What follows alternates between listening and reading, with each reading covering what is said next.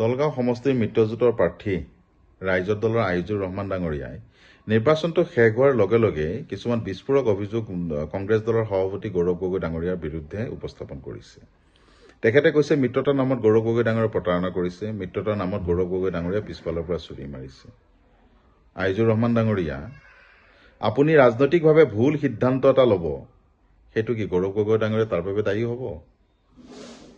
আপুনি লখিমপুৰৰ পৰা দলগাঁও সমষ্টি নিৰ্বাচন খেলিবৰ বাবে নিৰ্ধাৰণ কৰিব।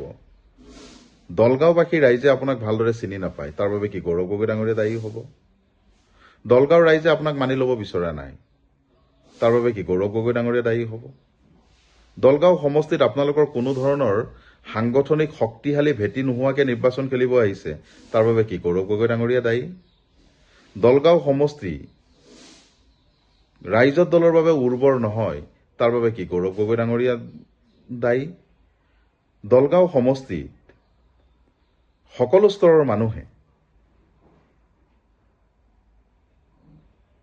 মানি ল'ব বিচৰা নাই, তাৰ বাবে কি গৌৰৱ গগৈ ডাঙৰীয়া দায়ী? আপুনি কৈছে যে প্ৰচাৰ চলাবৰ কাৰণে কোনো নাহিল। ৰাজ্যিক পৰ্যায়ৰ নেতৃত্ব, জিলা পৰ্যায়ৰ নেতৃত্ব প্ৰচাৰ চলাবৰ কাৰণে আপোনাৰ লগত দিনে নিশাই খাটিছে, সেয়া অসমৰ ৰাইজে দেখিছে, দলগাঁওবাসীৰ ৰাইজে। তাৰপিছত আপুনি ভিত্তিহীন কথাটো কিয় কৈছে? আপুনিও ভালদৰে জানে যে সমগ্ৰ অসমত এটা পৰ্যায়ত নিৰ্বাচন হৈছে, আৰু সেই এটা পৰ্যায়ত নিৰ্বাচন হোৱাৰ বাবে দলৰ প্ৰতিটো দলৰ সকলো নেতাকৰ্মীয়ে, প্ৰায় ডাঙৰ ডাঙৰ নেতাকৰ্মী সকলোৱে নিৰ্বাচন খেলিছে, যাৰ কাৰণে সকলো ব্যক্তি সকলো সমষ্টিত যাব পৰা নাই। তাৰ অংশস্বৰূপে দলগাঁও সমষ্টিটো আহিব পৰা নাই, মঙলদৈ সমষ্টিটো আহিব পৰা নাই। মঙলদৈ সমষ্টিটো কংগ্ৰেছ দলে নিৰ্বাচন খেলিছে, ইয়াতো আহিব পৰা নাই। এনেকুৱা আৰু বহু সমষ্টিত যাব পৰা নাই।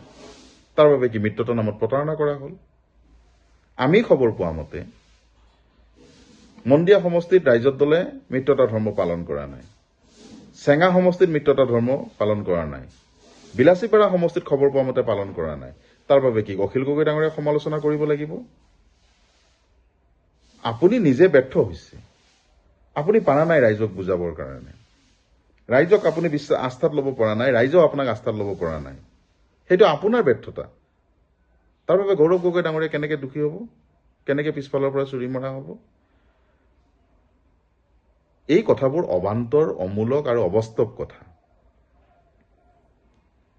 এই চিটটো মিত্ৰতাৰ নামত যেতিয়া আপোনালোকে বিচাৰিছিলে, আকোৰগোজ হৈছিলে, জোৰ জবস্তি হৈছিলে, কংগ্ৰেছ দলে কৈছিলে যে এইটো চিট কংগ্ৰেছ দলৰ বাবে উৰ্বৰ চিট, কাৰণ বিগত পঞ্চায়ত নিৰ্বাচনত 29টা পঞ্চায়তৰ ভিতৰত 26টা পঞ্চায়ত এই সমষ্টিটোত জিকিছে কংগ্ৰেছ দলে।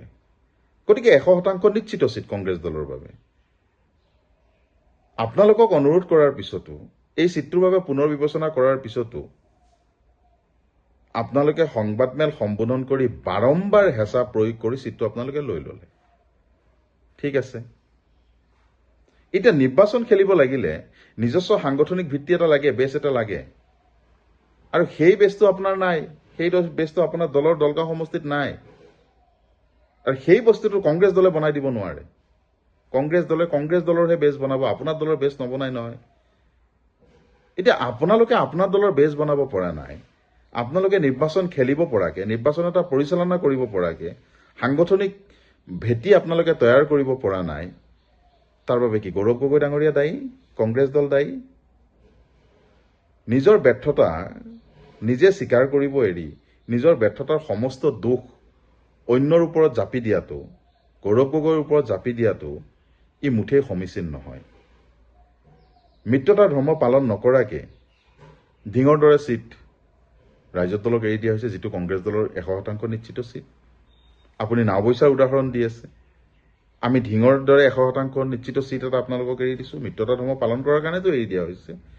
দলগাঁৱৰ দৰে সমষ্টি, য'ত নেকি 100 নহয় তাৰ ওপৰত নিশ্চিত থকা চিট এটা আপোনালোকক এৰি দিয়া হৈছে, য'ত কংগ্ৰেছ দলৰ ৰানিং বিধায়ক, দুবাৰৰ বিধায়ক গোৱালপাৰা পূব সমষ্টিত বন্ধুত্বমূলক প্ৰতিদ্বন্দ্বিতা মানি লোৱা হৈছে, য'ত নেকি আমাৰ 100% নিশ্চিত জিকা চিট গৌৰীপুৰ সমষ্টি, তাত বন্ধুত্বমূলক প্ৰতিদ্বন্দ্বিতা মানি লোৱা হৈছে। এয়া কি মিত্ৰতা ধৰ্ম পালন কৰা নহয়?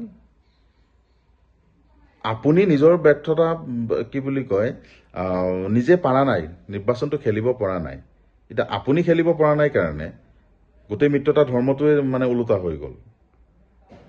আপুনি ৰাইজক কনভিন্স কৰিব পৰা নাই, ৰাইজে আপোনাক মানি ল'ব পৰা নাই, আপুনি ৰাইজক বুজাব পৰা নাই। সেইটো আপোনাৰহে দায়িত্ব, ৰাইজক বুজোৱাটো, ৰাইজক আপোনাৰ পক্ষে অনাটো। নেতাৰ কাম হ'ল ৰাইজক কনভিন্স কৰোৱাটো। আপুনি সেই ক্ষেত্ৰত বিফল হৈছে। তাৰ বাবে কি গৌৰৱ গগৈ ডাঙৰীয়া দায়ী? তাৰ বাবে কি আপুনি গৌৰৱ গগৈ ডাঙৰীয়া পিছফালৰ পৰা চুৰি মাৰা বুলি অভিযোগ কৰিব লাগিব? তাৰ বাবে কি গৌৰৱ গগৈ ডাঙৰীয়া প্ৰতাৰণা কৰা বুলি ক'ব লাগিব? এতিয়া বাকী সমষ্টিত যিবোৰ অভিযোগ আহি আছে, সেই অভিযোগবোৰৰ কাৰণে কি আমি অখিল গগৈ ডাঙৰীয়াক সমালোচনা কৰিব লাগিব নেকি? আমিতো নকৰোঁ। কোনোবাই ব্যক্তিগতভাৱে কোনোবা ইফাল সিফাল হ'ব পাৰে, তাৰ কাৰণে দলৰ সভাপতিক সমালোচনা কৰাটো সমীচীন হ'ব জানো, উচিত হ'ব জানো?